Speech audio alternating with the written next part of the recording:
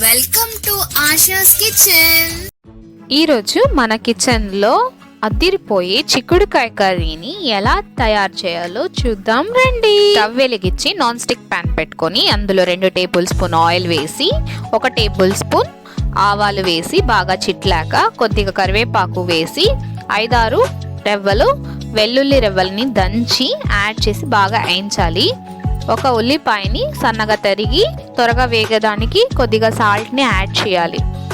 ఇందులోకి 4 సన్నగా తరిగిన టమాటో ముక్కల్ని యాడ్ చేయండి. కొద్దిగా పసుపు వేసి బాగా టమాటాని మగ్గనివ్వండి.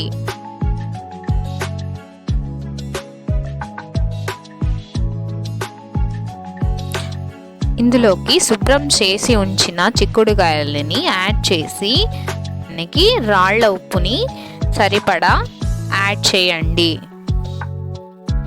యాడ్ చేసి బాగా వేయించండి.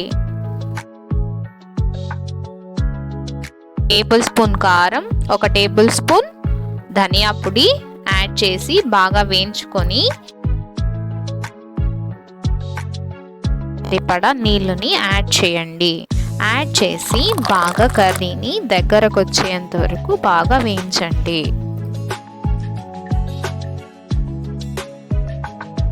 మూత మూసి కర్రీని బాగా ఉడికిద్దాం. నిమ్మకాయ సైజ్ అంతా చింతపండుని నానబెట్టి ఆ చింతపండు రసాన్ని దీంట్లో యాడ్ చేద్దాం.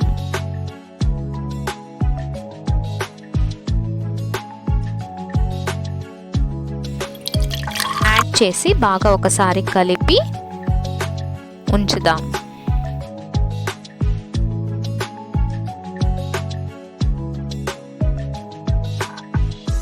ఒక 30 గ్రామ్ అంతా వేయించిన శనగగింజల పౌడర్ని ఇందులోకి యాడ్ చేసి బాగా మిక్స్ చేస్తే చారు చాలా కమ్మగా ఉంటుంది, చాలా టేస్టీగా ఉంటుంది.